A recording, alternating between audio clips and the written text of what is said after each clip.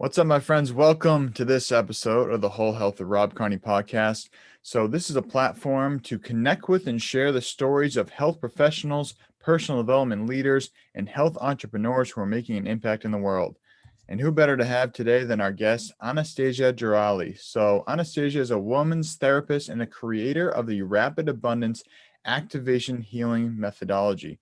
So, her desire is to help women heal their trauma and step into their limitless potential so they can be, do, and have all their soul desires. So she's on a mission to change the lives of 1 million women and through them, the lives of their children, clients, families, and communities in a ripple effect of expansion. So abundance is your birthright, but it's also a choice. And Anastasia shows women how to step into that choice. Welcome to the show. Thank you. Lovely to be here. I'm glad to have you here. We've got a lot of cool topics to dive into, but I think that first and foremost, you have an incredible story, which I've had the pleasure of hearing before, but I'd love for you to share with the audience and how that has allowed you to step into the person that you are today. Yeah, absolutely. Thank you for the opportunity to share it. So I think it is quite important to share our story because it gives context to the work and also helps people to see what's possible, right? Because otherwise there's this big gap between the haves and the have-nots and the transformed and the yet to be transformed. So thank you, thank you, thank you. So my healing journey, as I call it, started really, I would say started in 2016 when I really committed to it. And that was because in 2016, I hit my rock bottom. So that's not to say that I wasn't struggling before. I'd been struggling for a really long time. I just didn't need to do the work or search any deeper because I was coping, I was surviving, right? And it wasn't until 2016 when I suffered, it started with my health deteriorating. I suffered a major adrenal burnout, and that led me to losing my business as well because I wasn't able to physically work the way that I'd been working before in hustle, hustle, hustle, work, work, work mode.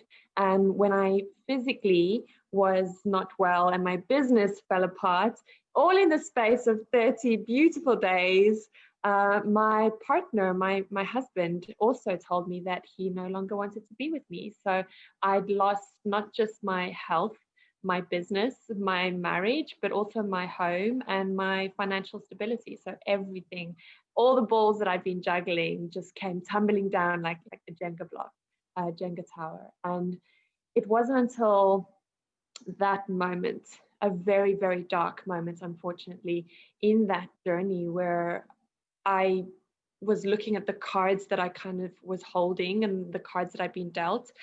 And I just didn't see how this formula for life would work for me. Because on paper, I ticked all the boxes. I was a good girl. I was hardworking.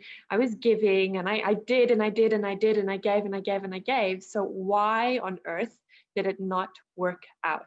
I'd seen around me, everybody else is having thriving businesses and amazing relationships and financial freedom. And my whole story, on paper, I had all those things, but in reality was not sustainable because as soon as I collapsed, everything collapsed around me.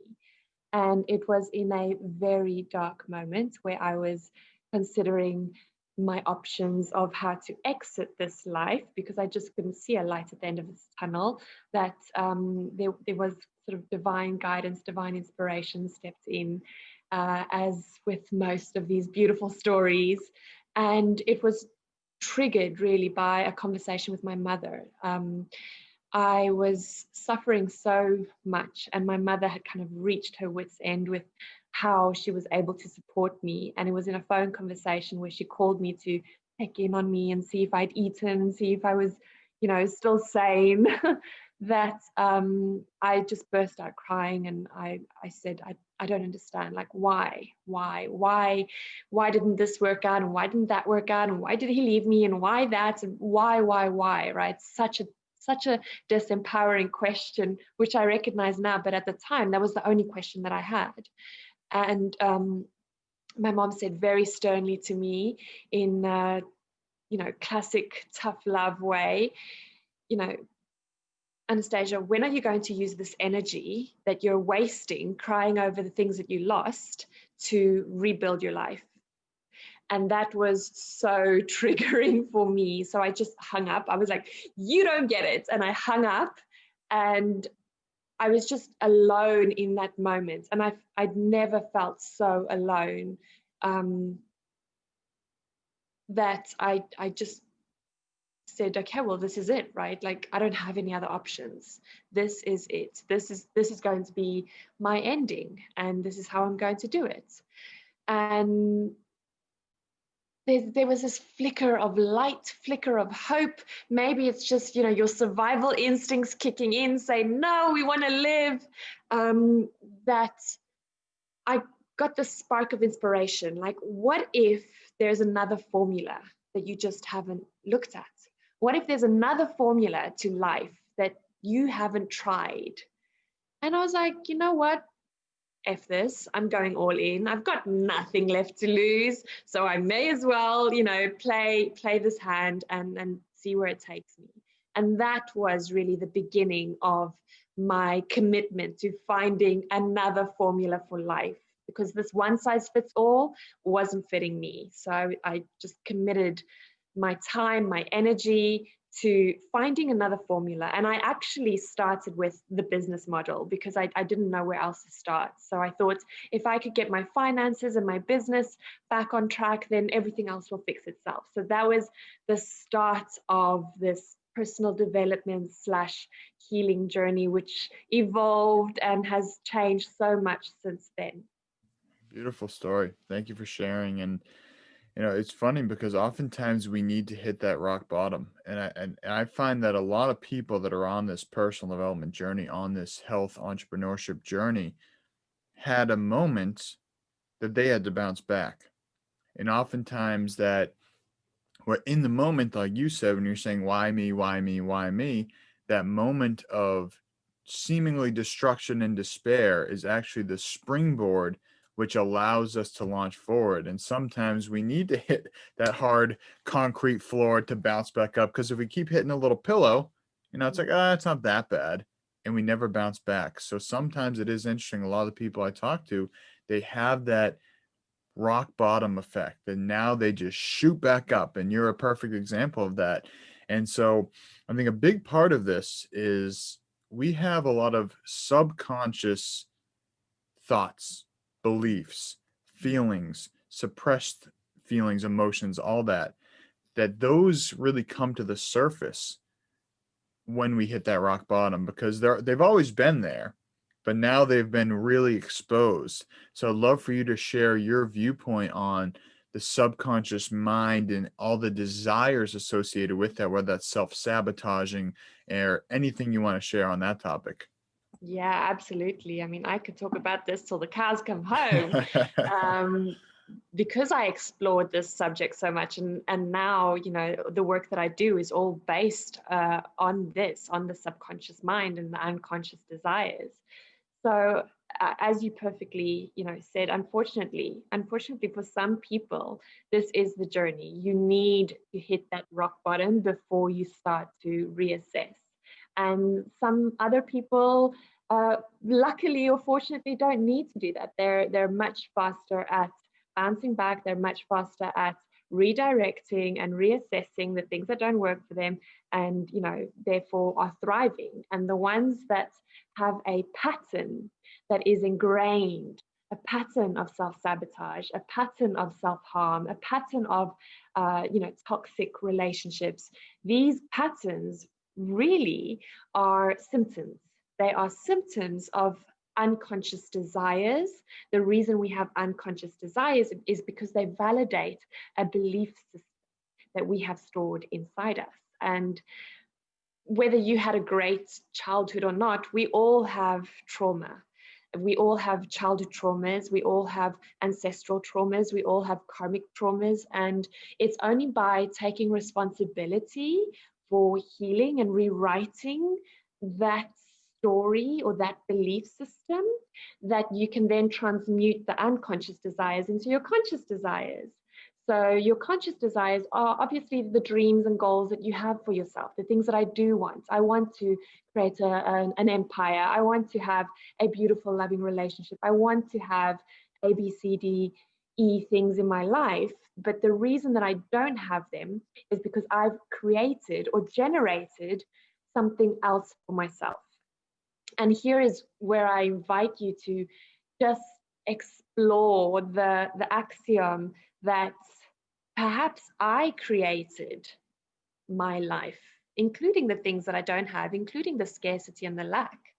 And if I've created this, if I am the problem, then I am the solution. And that is the most empowering and liberating thing that you can do, is to take responsibility, to rewire, to go into the subconscious mind and find out why it's got this pattern of self-destruction and self-denial and abandonment, because that pattern has served a purpose to keep you alive for as long as it has, because we are hardwired for survival. So the only thing we want to do is survive at any cost, even if that means surviving and suffering. As long as we're surviving, we're fulfilling our role in the human race, in the human evolution.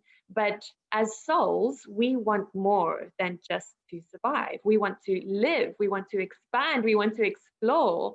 And that requires a perfect union or collaboration between my conscious desires and my unconscious desires. So between my conscious mind and my soul and my subconscious mind. And when there is a conflict of beliefs and interests and desires between my conscious and my subconscious, I'm basically at war with myself. And no partnership can thrive when the two partners can't agree on something. Beautifully said. And I think that a big factor that I like to consider as well is that I think it's also easy to then go back and blame people who caused us to have traumas. It's easy to say, oh, this person's the reason why I'm this way, or the reason why I act this way, or think this way, or whatever. But at the end of the day, everything that happened. We can't change the past, first of all. And first, it starts with acceptance. And I know a lot of people that, some of my friends have said, hey, a lot of people told me I was scrawny. They told me I was X, Y, and Z. So it made me interested in exercise and getting stronger and learning to strength train. So even though there may be some of that trauma there, just like hitting rock bottom, sometimes it takes that little bit of trauma to bounce back stronger. And that's what exercise is, in a sense. It's trauma to your body. You're breaking down your body to build it up stronger.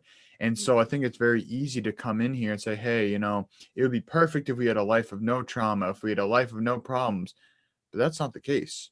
And that's where resilience comes in. That's where hormetic stress comes in, by putting ourselves in these areas of stress so we can come out stronger.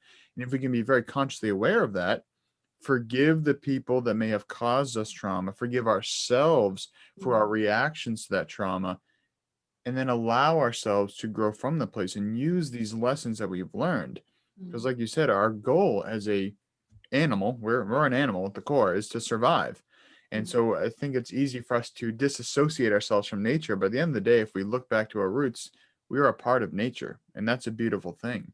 And so with a lot of these subconscious and unconscious desires, sometimes we are at war, in a sense, like you said, with our primitive brain, with our reptilian brain, which is just thinking about safety and security.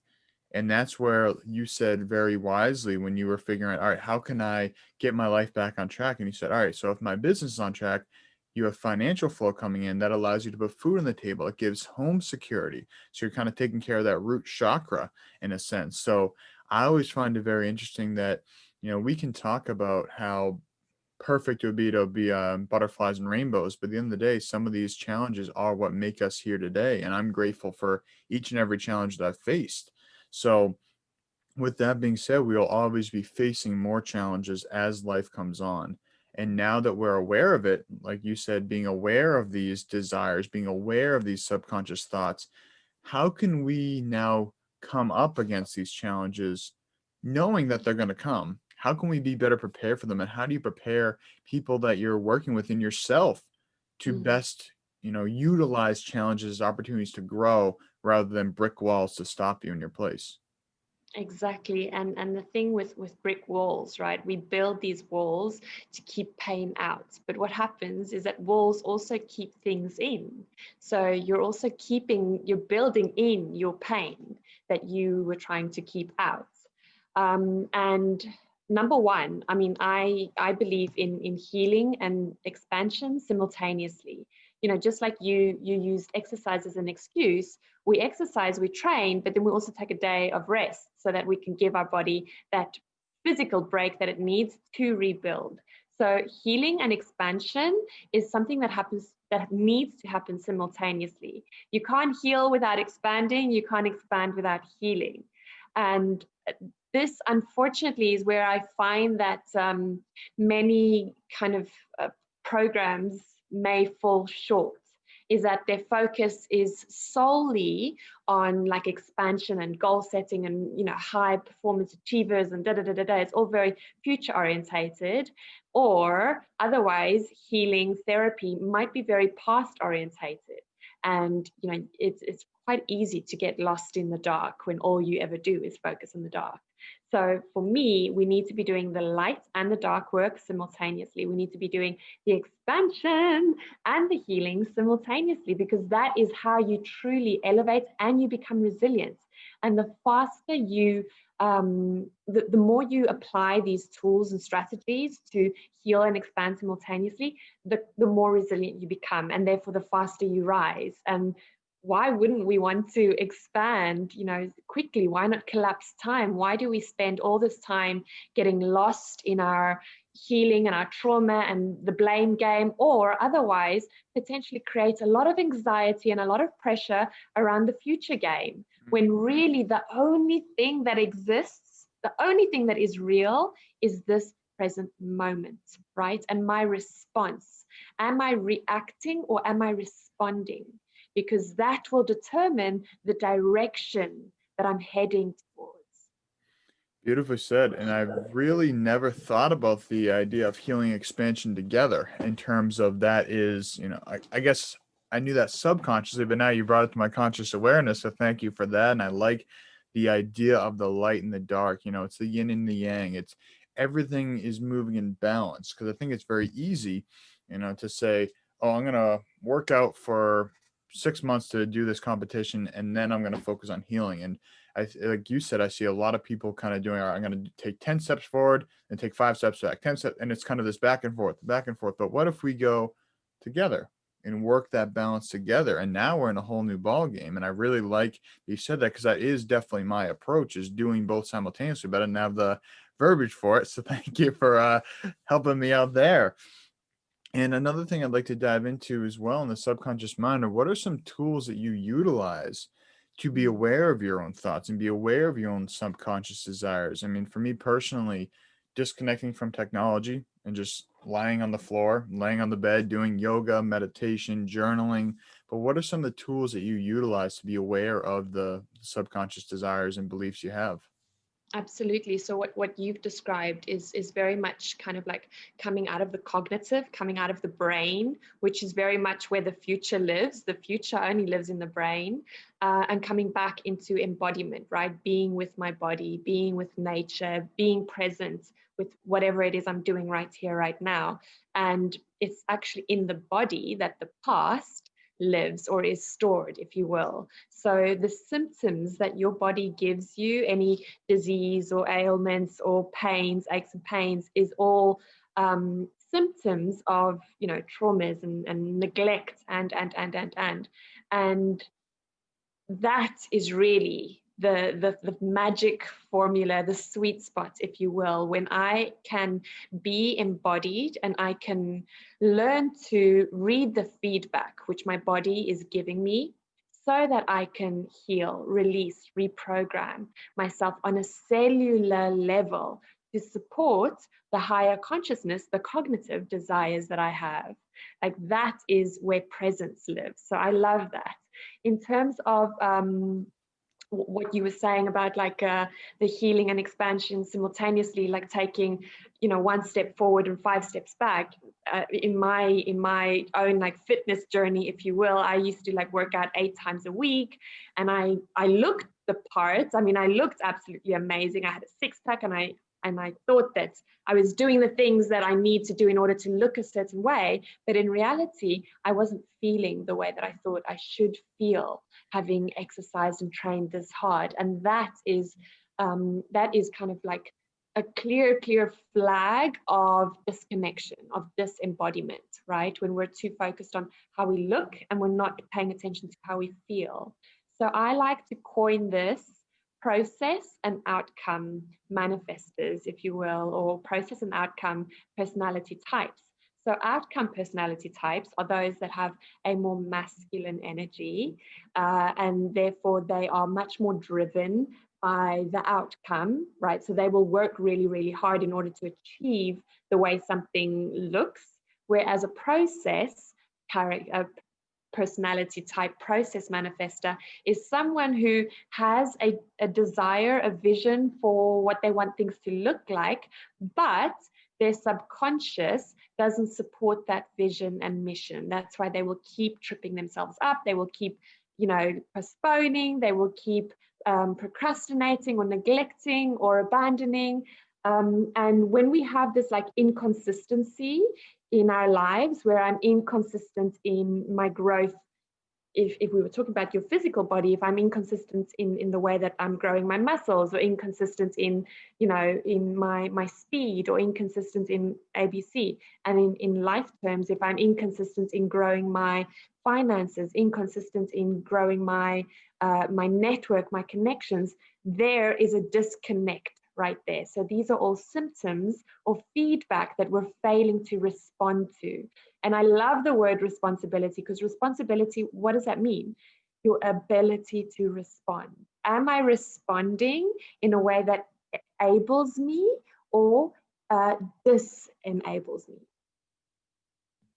I love every single thing you said there. That's truly spectacular, and I really appreciate the perspective you just put on that. And I think that it really is powerful to just recognize, what motivates people, and also, how do I best work? And for someone like me, I would much rather work all day, in terms of I'm working 16 hours, but I'm taking a 2-hour break here. I'm taking an hour break here, rather than working, a 9-hour day with one little 1-hour break in there. I like to do, smaller chunks, but over the course of the day. And I think that a lot of that just comes down to self-awareness and a lot of self-analyzing. And one thing that we've talked about in the past is the difference in the masculine and feminine energies. So I'd love to dive into that. And I know that, we've talked about before, just in the challenges that creates, especially for women in the workplace, because it's, as you said in the past, it's a system that was created by men for men. So I'd love for you to dive into your own entrepreneurial journey, and just as a professional in general, and how that masculine feminine energy works in both just as a lifestyle and within the working environment. Thank you. Absolutely. So I would just like to kind of put like a side note on this, that masculine feminine energy is not restricted to genders, right? We all have masculine and we all have feminine energy. However, I am going to kind of stereotype, just for the sake of the conversation, so that we can move forward. So those with a masculine energy, which does tend to be more men, they have a 24-hour energy cycle. So like you said, like I'm great at working, all day, every day, because that's how I work, right? That's how I function, and that's how I perform better. And that 24-hour energy cycle resets every 24 hours. So that means you can work hard, play hard, get good rest, get good sleep, and then the next day again, work hard, play hard. Women, because of our menstrual cycle, we also have a month-long energy cycle, which we need to be aware of. And in that month-long energy cycle, which can be anything from like 21 to 28 days, there are periods where we have more masculine energy, where we can be super productive and we can push and go hard and hustle. And then there are periods where we absolutely need to slow down and nurture and rest more. So knowing which period you are, which phase you are in your energy cycle, can really help you to be the most productive version of you. And the 9 to 5 kind of corporate model, as we said before, has been designed by men for men, and then women joined men in the workforce, right? So now more and more women have had to perform and compete, if you will, with alongside their male counterparts in order for us to be as productive as men are. But the only problem with that is men have testosterone, right? And women do not have the same amount of testosterone. So in order for us to sustain that sort of energy cycle, we have to produce adrenaline and cortisol. And in short periods of time, that's absolutely amazing and wonderful that we have that ability. But when we have to produce adrenaline and cortisol over long periods of time, we're talking about, years and decades, then that will cause adrenal fatigue. That's why 60% more women than men will suffer at least one burnout, if not multiple burnouts, if they fail to see the symptoms or fail to see the signs. I think that's really, really enlightening. And especially, I think it's going to be for the people that have more of that feminine energy, for them listening. I think that's really important to be aware of. And so I'd love to just have you dive a little bit deeper on that. And what are some tools that you recommend or use yourself to find that balance within your own cycle? Because that's something I can't relate to on, on a really mental, physical, spiritual level. So I'd love for you to dive into some of the tools and techniques you've learned to balance that workflow that you're obviously doing very well. Mm. Well, it is a balancing game. It's unfortunately not something that you can just switch on and off. In the work that I do, and I do serve male clients as well, but I do find that the men that come to me tend to have more of a feminine energy, and those types of people tend to be more creative. They are creatives and artists, they're more sensitive, and those are the people that are the process manifested type. So those people will thrive when they have a good process, a good system that supports them in achieving their goals, their desires, their dreams, versus those that have a more masculine energy, who are outcome manifestors. Those people are really driven by their goal, by their desire. So they have a lot more energy to push with. If you find yourself feeling overworked and overwhelmed and tired and drained, that's probably a huge sign that you're pushing, and you've run out of resources to push. So what happens when you stop pushing that boulder up the hill? It will crush you. And for me, really, because I am quite a high achiever. I love working. I love what I do. And very much like you, I can do it from sunrise to sunset. And I do very often do that. But because I know that I have a habit of doing that, that means that my self-care rituals need to be so much stronger. So I absolutely need not to make time, to carve out time, to take time to rest and recover and recuperate. And yes, digital detox, go outside, be somewhere where there is no work and there is no talk of work. So for me, that has really kind of been like a balancing game, because I'm obsessed with my job and I'm obsessed with my work, and I always have been. I've run 3 different businesses. I'm a serial entrepreneur. Like, I don't know how to switch off, but I have burnt out, and I know how long it took me to recover from a burnout, and I never want to go back there. So now I understand that for me, it's much healthier to batch my work when I have that masculine energy in my energy cycle, and when I've got more time to do the things that I want to do. And I also give myself permission to receive support. So that means asking for help, delegating, outsourcing, not needing to do everything by yourself, for yourself. I love that. And I think it's definitely a big challenge for a lot of people to be able to delegate and to ask for help. Just from my own personal experience growing up, it was, you never want to be the kid that asks for help. You don't want to be the one that looks like they're soft or needy or whatever adjective you want to throw in there. And so for a while, I had a lot of trouble asking for help. And I remember I believe it was my junior year of college. One of my teachers, who was also my advisor, who I was very lucky to have as a mentor to me, he said in one of the classes we had, he was like, if you take two things away from this class, I want you to learn how to say no thank you, and I want you to know how to ask for help. And if you take nothing else away from this class, if you can walk away with that, I'll feel like I did something beneficial for you. And so that was a big thing for me, because I was pretty good about saying no at that point. If I didn't want to do something, it didn't feel congruent to me, I'd be like, no thanks, like I'm good. But the asking for help part was a really big challenge. And once he brought that to my awareness, it was this, wow, I feel like I have to do everything myself. I feel like I want to be the ones like, oh, I created this all by myself. I didn't need help. I didn't need yada, yada, yada. But at the end of the day, it's, how many hours, months, years of my life would I spend by not asking for help? Even I look at reading a book, that's almost asking for help. You're looking for advice from someone else. If I never read books, if I never watched other successful people, I could probably do it. Yeah, but it might take 50 years when that could take 2 years.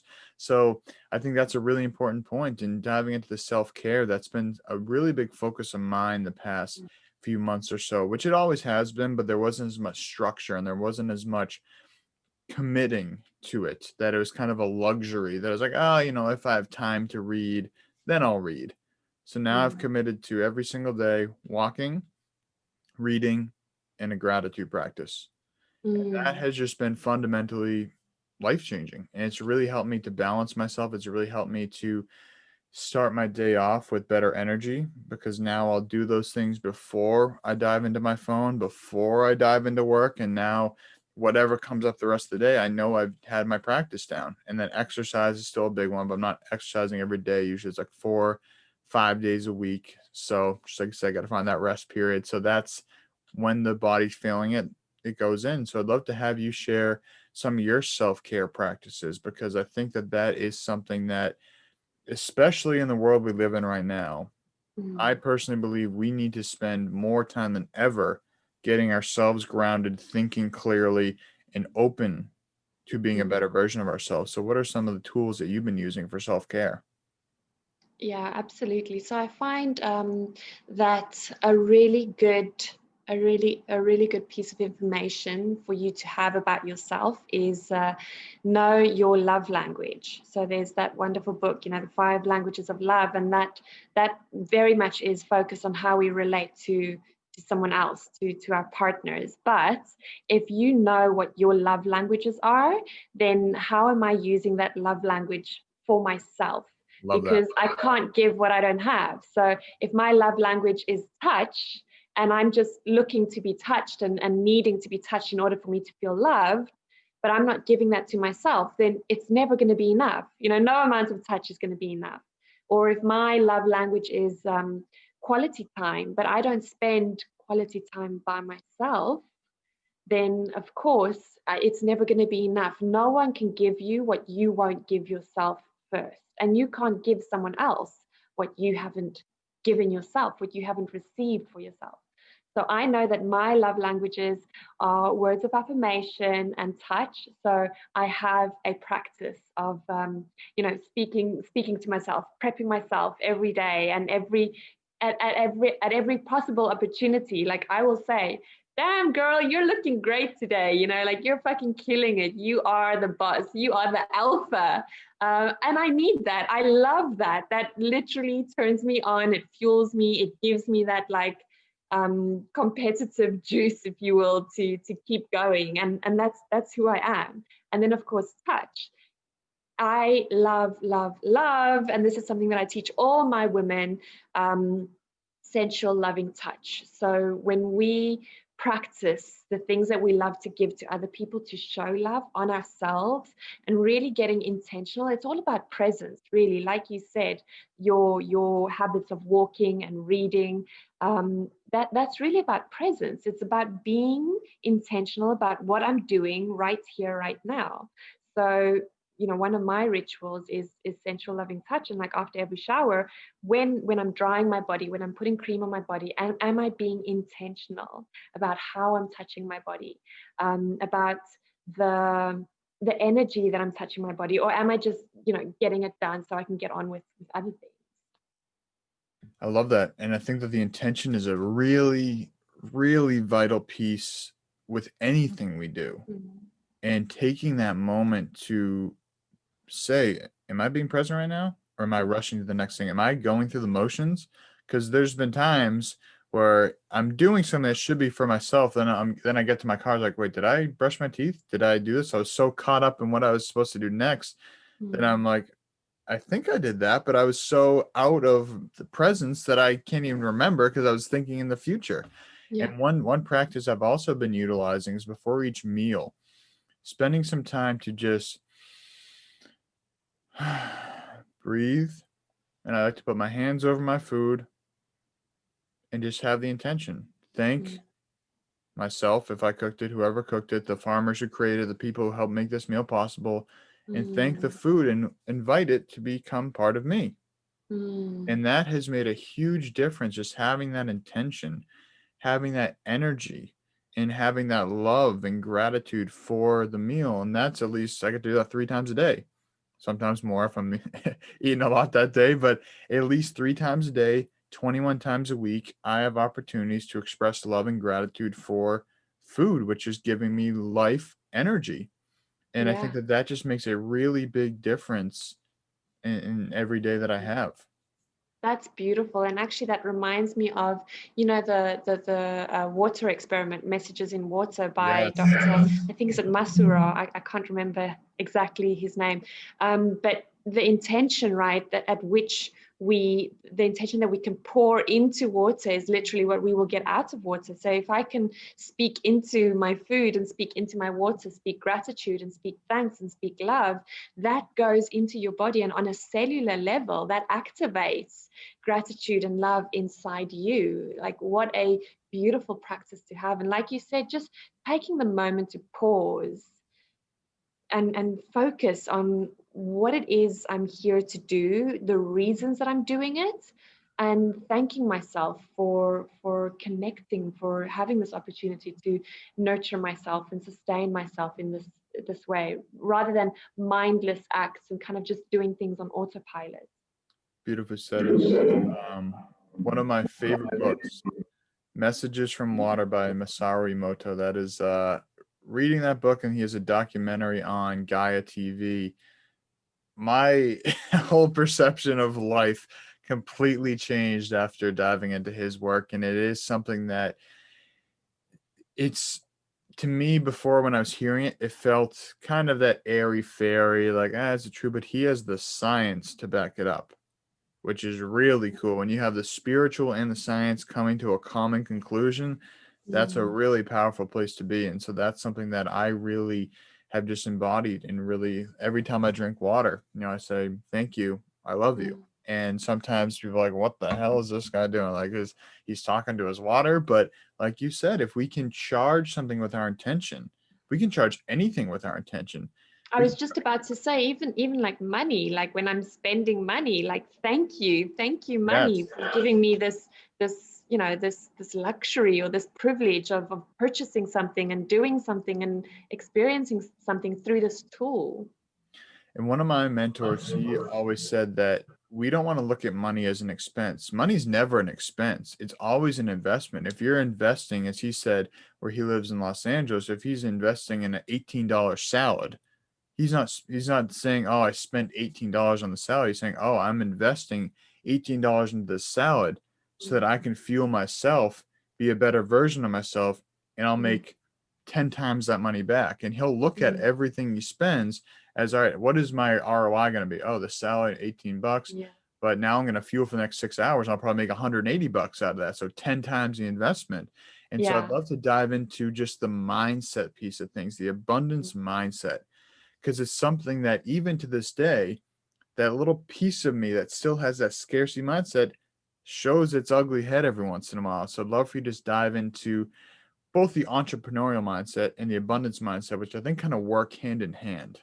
So I love that you actually use the term ROI, because this is something that I teach a lot in my work. It's the EROI, the energetic return on investment.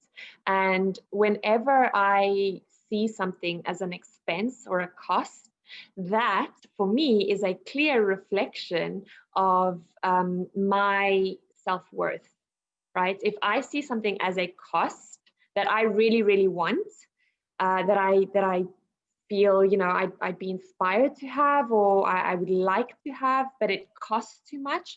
Really, what I'm saying is I'm not worth the investment. So it's never about the money. It's always, always about your self-worth. And money is such a good and tangible tool or evidence, if you will, that shows me my relationship with myself. If I am not a good conductor of money, I'm not a good conductor of energy, that says something about my ability to give and receive unconditionally. If I'm conditional in what I'm giving, therefore I'm also conditional in what I'm receiving, or vice versa. When I give and give and I never ask for, I never take, I never receive. That makes me a bad conductor of energy, and money is just an energy. So I find that the more feminine energy entrepreneurs, they will struggle more. Why? Because they have these unconscious desires for scarcity, for lack, that validates their low self-worth, that validates that they're not smart enough, that they're not good enough, even though they have all the good intentions to go out there and do something amazing and do something great and help other people, through their work or their products or their service or whatever. When they are struggling financially, it's either because they're undercharging, or they're giving too much away and delivering too much, and are bad conductors of energy in terms of what they're receiving in exchange.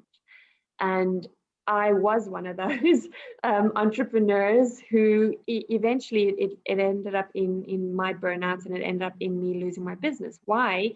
Because I didn't see the importance of investing in myself, in my health, and in my business, because I had an unconscious desire or an unconscious belief that I'm not worthy, that I need to work hard to make this money, right? That things need to be hard in order for them to be good, because it equals something in my subconscious mind. And there's no logic when we explore these unconscious desires. Why? Because your belief system was designed or written by your 3-year-old self, from your formative years, from the age of 0 to 5.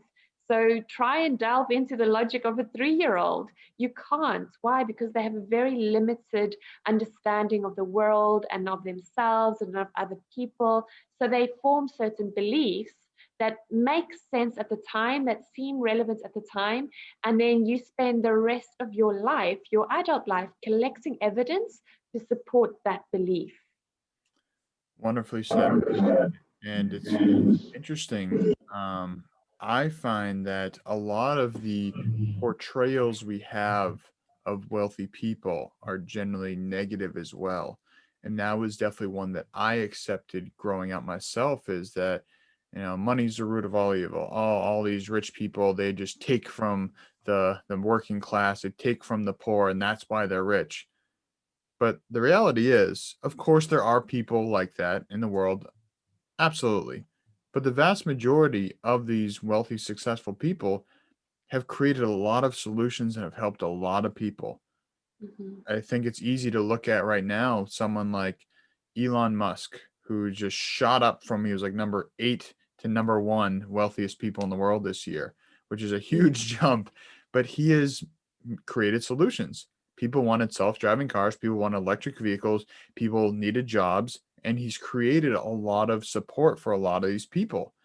So we can look at this two different ways.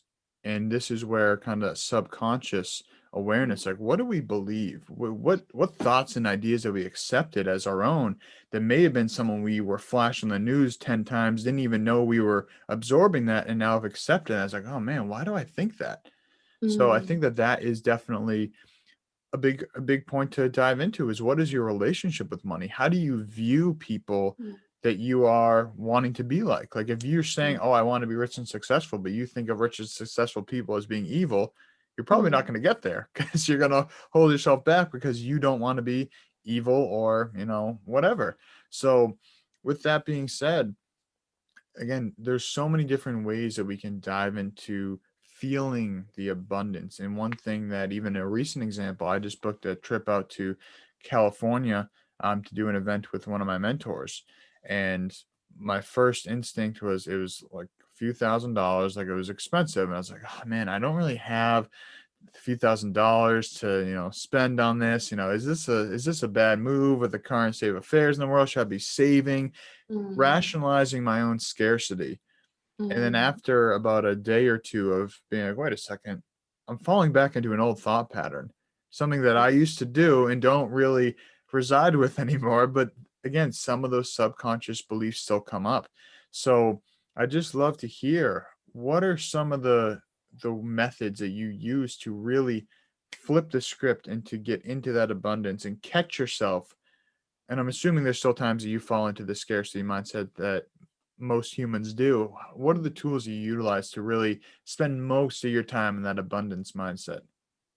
Absolutely. So, I think one of the most important things that we do when we start to explore these unconscious desires is to recognize and learn to identify which are the limiting beliefs that are my own, that have to do with my experiences and my family and my ancestors and my karma, and which are collective based on society.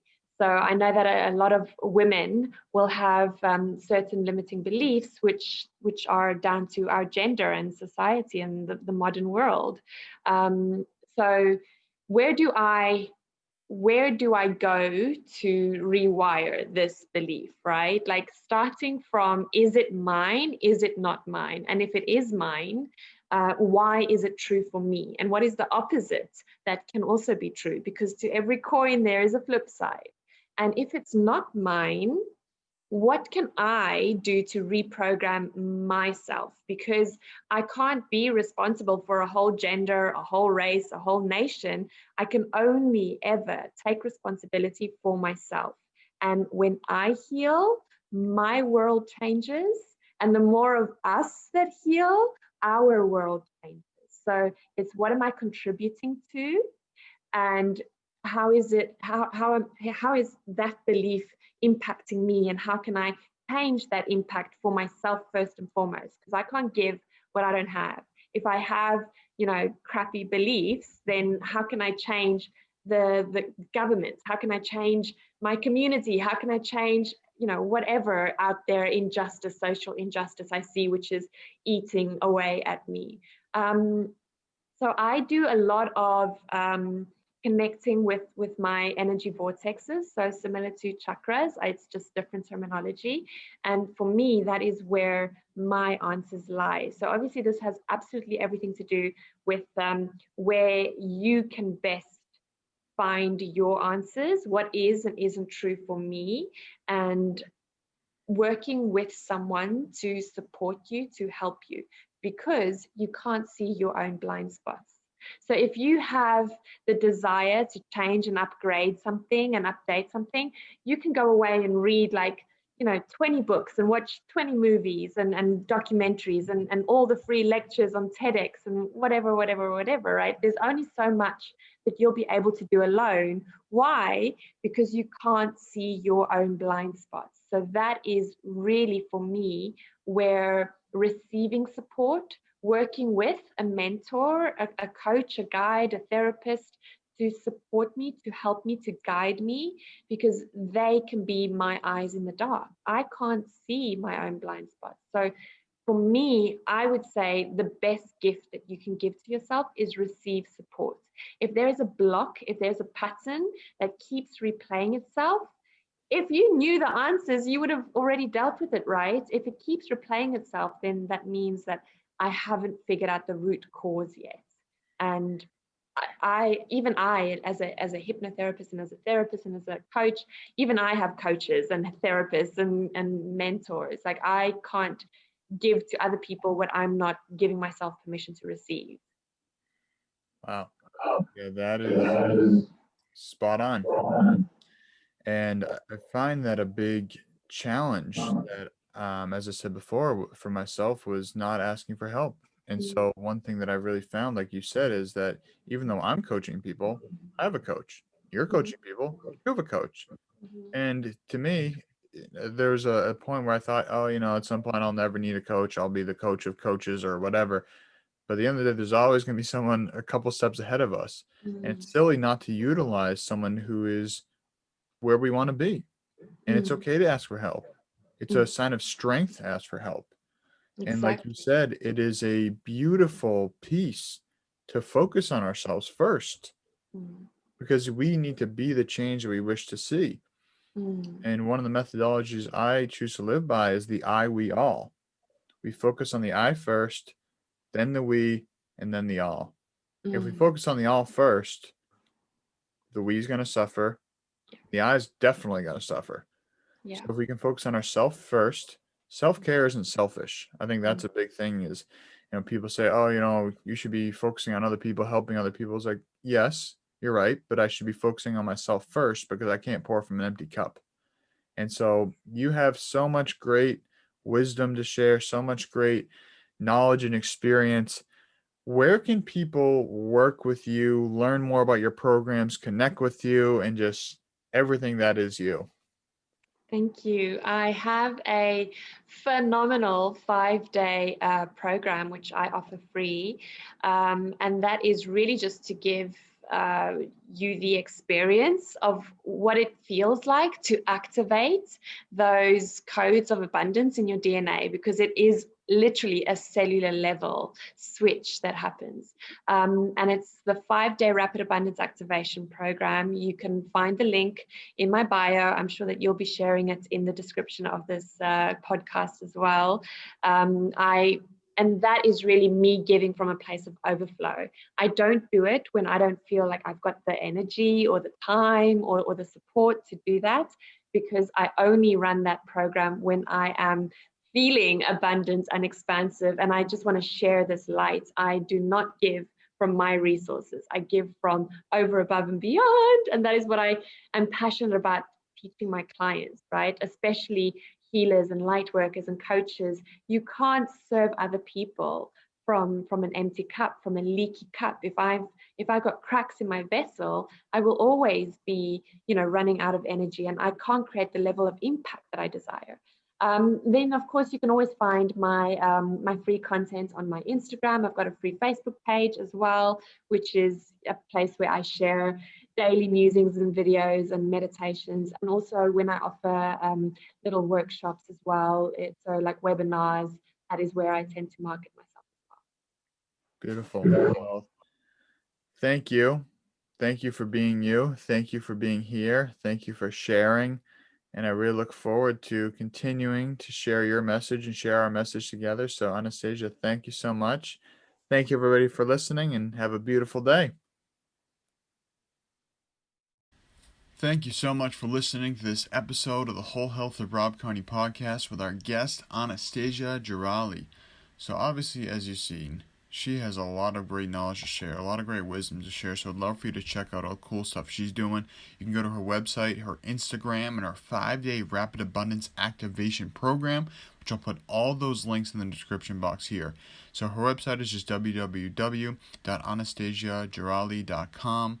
Her Instagram is Anastasia Gerali, and her 5-day Rapid Abundance Activation Program, you can go to bit.ly/capital R for rapid, capital A, abundance. So again, I'll put those links in the description box here.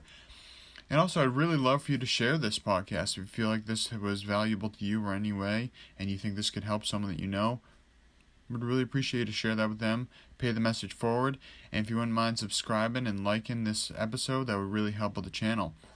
Another way to support us with the podcasting platform here so we can help serve you and everyone else at a greater level. So check out a lot of the superfood sponsors that we work with. So I've been really working with a lot of different health practitioners, different health and healing modalities, over the past decade, as I've been recovering from my concussion when I was 17 years old, and that basically set me on a mission to figure out how to heal myself the best so I can and empower others in the process. So after training with a lot of the greatest trainers in the Boston area, and by trainers I mean health practitioners of all sorts, from acupuncturists, massage therapists, Reiki healers, you name it, and really setting my sights on a grander vision to help people in the most simple way possible, studying sustainable food and farming, trying out different organic products, and finding the best. So you can find those on my website, wholehealthconnects.com. Go to the Superfood Nutrition tab. I have a lot of different products there, from Purium Health products with a great Daily Core 4, which is a superb pack to get you rocking and rolling on your baseline of nutrition. And if you want to go a little bit deeper, you can go into the 30-day transformation with the ultimate lifestyle transformation. Check out the Masszymes, the magnesium, and a lot of other great products by Bioptimizers. Check out the Mushroom Revival with the Reishi and the Calm, and there's so many more. So I'd love for you to check those out on the website there. As I said, wholehealthconnects.com. Go to Superfood Nutrition, and you can use the discount code WHOLEHEALTH, which will save you 10% with Bioptimizers, 15% with Mushroom Revival, and $50 on your first order of Purium Health products. So thank you so much again for your support. Have the best day ever, and I'll see you on the next episode.